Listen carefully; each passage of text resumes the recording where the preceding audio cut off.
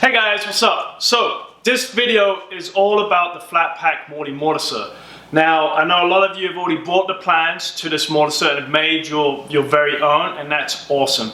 But I did get a lot of people kind of asking, hey, are you ever going to consider doing this as a flat pack? The reasons they asked that, and the reason this actually came about, was because of one of those people that bought my plans. The reason they asked that is that it's a little intimidating. Like, everything does have to be perfect. At first glance, it doesn't look very intimidating. And honestly, you can do it. And obviously, a lot of people have.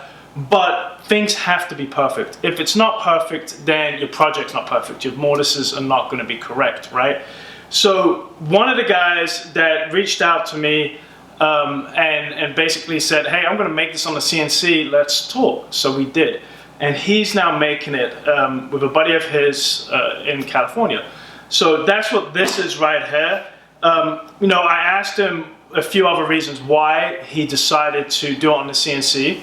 And a big part of it too was it's cost also. Like, yes, you could buy my plan, that's great. If you haven't done it, do it.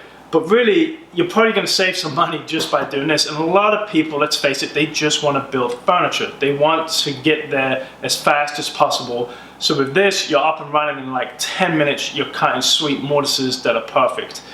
And you don't have to buy and locate and, you know, hold a big sheet of plywood, and you only need like maybe a half a sheet, and some specialty bits too. So it kind of makes a lot of sense for a lot of people, especially small shops, hobbyists, people just getting into this. This jig is all about getting you really into doing slip tenon joinery. So it works great for that. So what I'm going to show you in this video is basically me opening this pack so you really get an idea what it looks like, what it comes with, and me actually putting it together. I haven't opened this one yet. I have seen one and it's really sweet and it was perfect, just straight out of the box. So hopefully this will be the same. I know it will. And that's the awesome thing about CNCs. It's gonna be perfect every time with a good CNC and a good CNC operator, and we have that. So let's get into it. Let's me talking, and let's show you what's inside the box. Okay, so if you buy one of these, this is what it's gonna come like. Now, as I mentioned before, this is a video, just really an unboxing video and showing you how it goes together. It is not a necessarily how to use it. If you go to my YouTube channel, for Morley Furniture, I do have a video of an older edition of this jig, and it shows you how to use it. So, little baggie with all the knobs, some sweet stickers. Right there is worth buying it, and it has all the parts. So let me get this out. So here are the brackets, and everything's done with what I kind of call CNC tenons, so that all this stuff will actually locate right in there. So I'll get all this out, give it a quick sand, especially the front plate. So this guy, which looks pretty good, but we have not gone in and sanded and eased edges. That's just not worth it. The jig will be way too expensive if you want to pay me to do that, and I honestly don't want to. So you guys can do that, and that's what I'm going to do in the video. I'm going to just like knock it down and show you how fast it is to put together. We decided a while back it wasn't working out if we tried to include the runners, because every time we bought some runners, and even if we got the same runner but a different batch, things would be off just a few thousandths, and then that messed us up. So a lot of the runners that you see nowadays that work in like T-tracks on your table saw and stuff, they usually have little set screw type things. They're usually nylon, and you fine tune it with that. The problem is, in something with this run, as soon as you do one of them and then you move, the other one's no longer in the track and it just wobbles. So it's just not worth it. What I recommend is that you mill your very own piece out of some hardwood. You can sneak up on it and get the fit just perfect.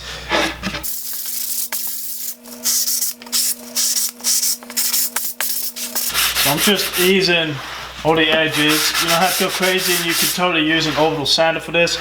I'm probably not going to break this top edge. And then get a piece of sandpaper to really get in here. Now this is the part you kind of have to get nice and clean. I've also made like a little block with an angle before that reaches down in there and gets it pretty sweet.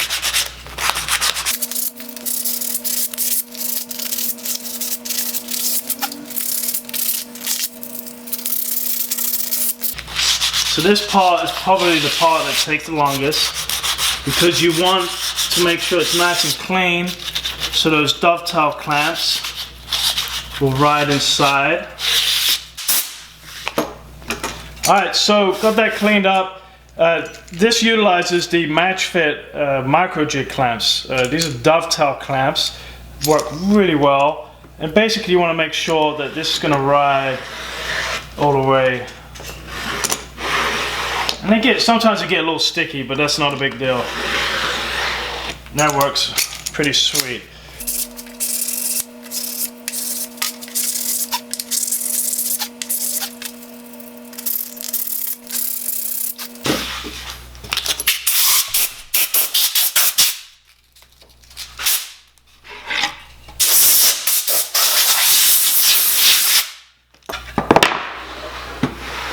So everything locates in these, kind of CNC tenons.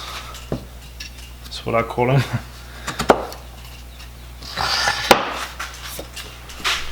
So I've got the two brackets to the bottom, clamp, bracket. This will let you clamp the jig to your table. Now this is the sub top. Get those guys lined up.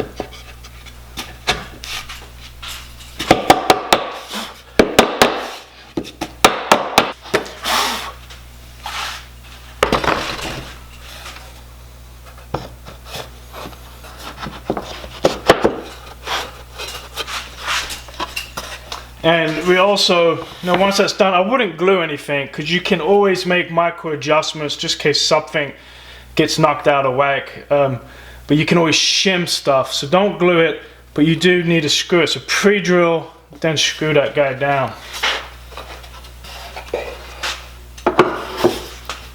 Alright, so there she is, or he. And then a couple of clamps. Clamp it down, and this is onto the surface that you're going to reference your pieces off of, and then your clamps work sweet, and they're like that. So now I've got to make the runners. Alright, so I'm going to get a little bit of wood, whatever I've got laying around, and this is the part that is really crucial because it's got to ride perfectly without binding. Okay, so I'm going to do that real quick. Okay, so got my runners, 3/4 by 3/8 of an inch, and I just really, snuck up on it, right? Just want to get that to fit perfect in there, and the way I do it is I double stick tape it in, and then I can use my shoulder plane to take a little bit off for any adjustment to make sure it's running really smooth. Again, you do not want it to rack. That's probably the worst thing that can happen. Do not glue these in because if you do have it racking, you can always make some more. And also pre-drill, countersink a couple of screws. In this case, I'm just going to double stick tape them in just for this video.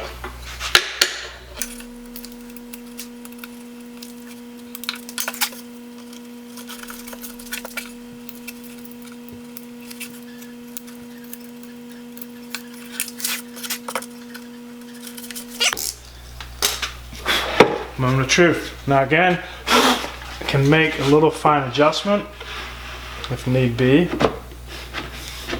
So that's probably a little snug, but it fits. And the really cool thing, what I love about this, I've taught this jig, like I've made it with 10 students, and this is a really hard thing to get. You put that in and you flush it up and it's perfect all the way down this edge here. So you know that this slot has to be running parallel to this face. So yeah, it's pretty, I can make it move, and I tend to go a little snug because it will wear out a little bit, and you're not doing this. It's not a sled, so really you get it where you want it and go. So this actually, that's pretty freaking good. Yeah, so that works great. Okay, now that I've got the fit where I want it, that works really well. It's not racking. And as you pull it out, this front edge is lining up perfectly parallel to this, so that's good. All right, hardware. So you get this little kit, and we'll also got this guy here. So I'll talk about this little dude. It's a setup block in a little bit.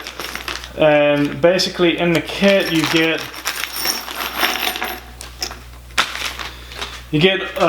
you know, the knobs to hold down the top, all the screws to attach it, and then the bolts to attach the knobs to the top. So I think what I'm going to do before I start attaching these knobs, I'll put those to the side. I'm going to actually screw this down. So, all right. So, you know, everything looks good. Again, no glue. So I'm just going to come in and pre-drill and screw this guy down.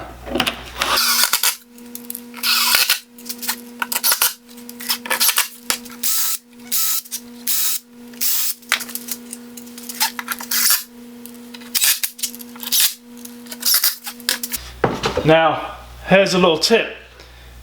Screw this down before you put this on, because now it's going to be really hard for me to get my drill in here.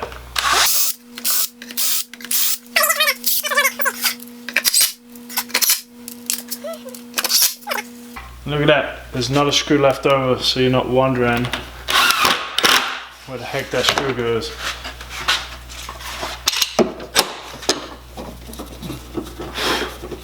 Alright, so now we can start attaching the top.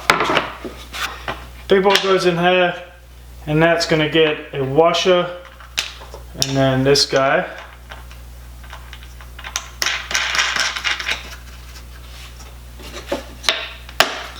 Another one over here. Those line up perfectly. Alright, so that is so you can lock it down, you know, where you want that, you know, where you want that mortise in your actual piece. And then these guys are going to be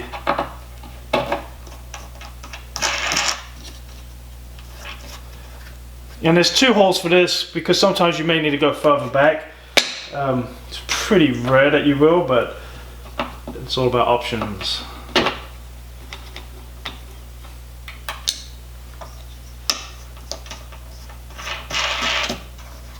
Alright, so there are your limiters. So now, this dude right here. This is to set up, it fits perfectly, like nice and tight within that 5/8 groove. And that's going to help you line up your crosshairs.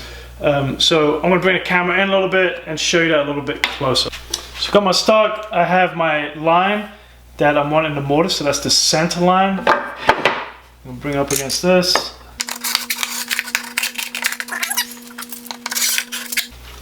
Clamp it up underneath, making sure my subtop is tight so I'm not pushing it up.